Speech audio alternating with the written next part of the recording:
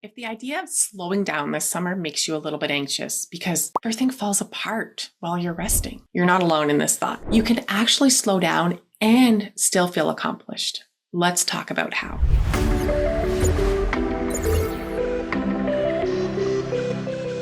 Welcome to Reclaim and Reset with Luna, where I help busy, overwhelmed women shift from burnout and survival mode to a life that actually feels balanced through mindful productivity, time management strategies, and realistic habits that fit into your day.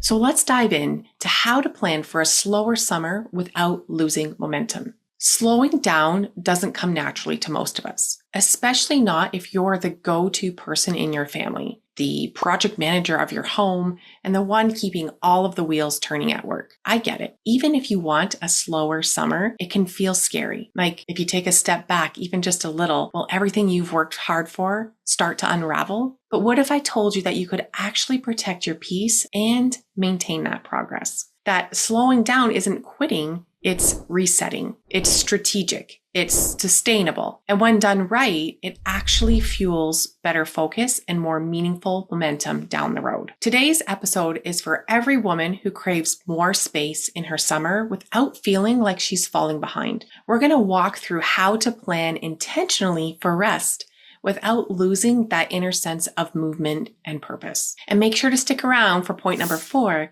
because if you've ever struggled with letting go of the to-do list guilt-free, then this one is going to hit home. Number 1, reframe slower as strategic. So here's the first and probably the most important mindset shift. Slowing down isn't a sign that you're falling behind. It's not that you're a lazy mom or a mom who doesn't want to make memories with her kids. It's actually a strategic way to sustain your energy, your creativity, and your emotional health. When you frame rest as part of the plan rather than an escape from it, you stop feeling like you're cheating your goals. I want to share something personal here. A few summers ago, I tried to keep up my usual pace, working, writing, parenting, planning, managing all the household chores, all of it. And by mid-July, I was burned out, snapping at my kids for absolutely no reason. Okay, well, there was usually a reason, but it wasn't something I would normally snap over. They were just being kids. But that summer ended in survival mode. And I look back and I realized I hadn't made space for anything to land. No inspiration, no clarity, no joy. And arguably, were those memories going to be really good ones? So the next year I planned differently. I intentionally slowed July way down. I had fewer meetings at work. I had a lighter writing schedule. I had more space in my calendar. And you know what happened? I had more ideas. I came back in August feeling like myself again, not someone that I had to rebuild from scratch. When I came back in August, I didn't jump right back into go productive mode. I still allowed for more of that summer rest and reset and that slower pace to kind of continue on. And then eventually ramp things back up into the fall when my children went back to school. So instead of asking, how can I stay productive all summer? Try asking, how can I rest in a way that supports my future self? Rest is not the opposite of productivity. It's part of the process, part we often forget. When you start seeing rest that way, then everything else changes. Okay, number 2 is to define what progress looks like in the summer. So one of the biggest mistakes we make is trying to hold ourselves to the same standard year round. But summer has its own rhythm, especially if you've got school-aged kids at home. The structure shifts, the noise increases, and the usual routines, those go out the window. So why are we still trying to measure our progress with the same ruler? This summer, give yourself permission to redefine what progress means. It might not look like launching a new offer or checking everything off on your someday list, but maybe it looks like staying consistent with one habit, or reading a book that you've had on the shelf for months, or finally getting those quiet moments to think, without filling that space with noise or hustle or additional activities. Here's something that works for me. I pick a theme for each month. So in July, the focus might be restore, and in August might be refine or connect or something like that. And those words shape how I show up. I'll ask myself, does this task or this plan support my theme for this month? And if it doesn't, I pause. I reassess.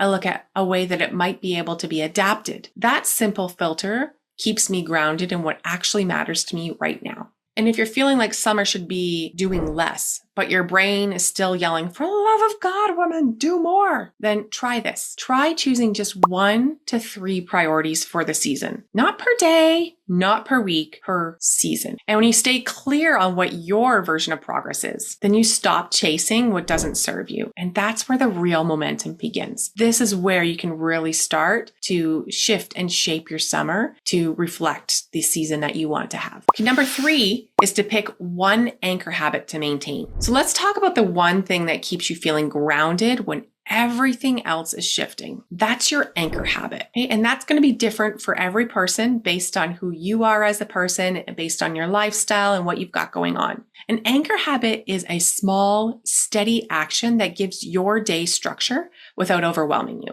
It's kind of your thread that ties all of that chaos together. And in the summer, when everything else feels looser, right? Less of a rhythm, less urgency, having one go-to habit can help you stay connected to yourself. So for me, that's journaling. Every morning, even if it's just one line, and often it's just one line, I write down how I'm feeling, or I might write down what I think I need in that moment, or one thing that I want to let go of today in order to make today a relaxing day, right? Or maybe to make today feel a little bit less overwhelming or a little less chaotic, depending on what we've got planned for an activity later in the day. Write it down. For me, it can take anywhere from 2 to 5 minutes, but it changes everything. And when I do it, I feel more like me. It helps me reground. It helps me reset. It helps me kind of focus on where I want my day to go. And when I skip it for a few days, I start drifting. I start feeling restless. I start feeling like this is not at all how I wanted summer to go, right? Because I've lost that anchor habit, which, like I said, for me happens to be journaling, but for you, it could be something else. Your anchor habit doesn't have to be profound. It can be as simple as a daily walk, a cup of tea in silence. Maybe you go sit out on your front porch alone. It could be a 10-minute content planning session that you do,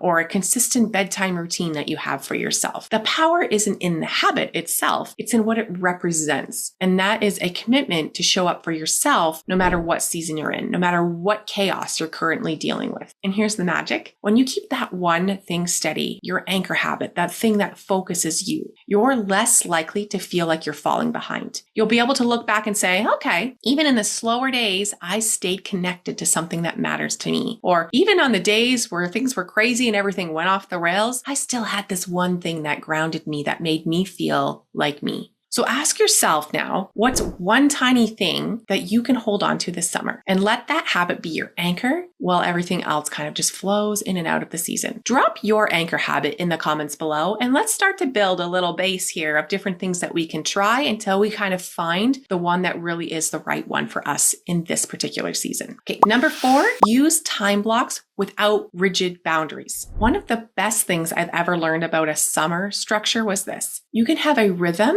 without having a strict schedule. Okay. So when I first tried time blocking, I went all in. Everything was color coded, right? Color coded calendars, hourly slots, alarms set on my phone in order for us to shift and move from one activity to the next. You know what? I ditched that within a week. It was way too rigid, especially with the kids at home. Surprise play dates would come up, weather changes, or life would just happen. And what actually worked was a flexible rhythm or flexible time blocks, however you'd like to think of it. Instead of mapping out exact times, I used soft zones. So morning is usually my focus time. That's when I do anything that requires my brain. This could be writing, planning, creative work, deep project work, whatever it is you're dealing with at work. Afternoons are reserved for movement or errands or running the children to their 8 million activities. And then evenings are for more family time, more running activities to the children to activities, or rest, right? No pressure, just intention to this. I've also started adding 30-minute reset windows twice a day. So one is at my lunch break and the other is usually around dinner time. And I don't always use them, but just knowing they're there gives me that space to breathe or to catch up or to have more transition time between one set of activities and another. So if you're craving more flow this summer, but you don't want to feel completely aimless by letting go of your entire schedule, try blocking your days into just those 3 segments: morning, afternoon, and evening, and give each of them a vibe or a purpose. And that's it. No timers, no shame if you pivot activities. The goal is to keep yourself gently oriented without locking yourself in. It's not about control, it's about clarity. And clarity is how you kind of keep that momentum going without that mental drain. And number 5 is letting some things go and being proud of it, okay? You have to own that stuff as well. Here's something we don't say enough. Letting go is actually a strategy. It's not a sign of failure. It's not giving up. It's not being disorganized or lazy. It's you making space on purpose. So one summer, I decided I wasn't launching anything new. No big projects at work, no household upgrades or yard projects, no pushing through just because everyone else was doing it. And you know what? I got my spark back. I had energy in August because I gave myself room in July. I was present with my kids. I read books for fun. I felt like a person again because I didn't chock the start of my summer full of all of these extra large projects. So let's talk about your intentional no list. What are you choosing to drop so that something else can breathe, so that something else can take that space? And when that something else that's taking your space isn't another to-do, it isn't another responsibility or another project, right? It's another way that you can enjoy those things that are important to you, those other priorities in your life. So maybe this summer you let go of the pressure to post 5 times a week on your social media to keep everybody updated on the millions of things that you're doing with your children and needing to let everybody know what a wonderful summer plan you've put together. Or you pause on a committee that you've always said yes to, but you secretly dread. You let them know, I'm going to take a pause this summer and we'll revisit this in the fall. Or you decide that laundry piles on the couch are not a crisis. They get to stay there today. Whatever it is, you get to decide and you get to feel good about that decision. You get to feel good about letting that thing go. We've been taught that having it all means doing it all. But what if having it all is really about holding what matters and then just releasing the rest? So make a list today, 3 things that you are not doing this summer. Then every time you feel the urge to pile up your plate again, go back to that list. That's your permission slip. That's your freedom plan. Okay, so let's wrap this up with a reminder. Slowing down doesn't mean you're falling behind. It means you're smart enough to protect your energy and strategic enough to know that true momentum comes from intention and not constant motion, not being constantly in go mode. You don't need to hustle through the heat to prove anything. You can choose one priority. You can anchor one habit. You can block time gently, and you can say no with pride and authority. This summer, let's make space for rest and resilience, for progress that aligns with the pace of your life right now, not the pace somebody else told you to keep. If this resonated, I'd love to hear from you. Drop a summer emoji in the comments if you're choosing slower with intention this summer, and tell me your not doing list if you're ready to share that. I'll be right here cheering you on. And remember, you've got this. Keep showing up for you, and I will see you in the next video.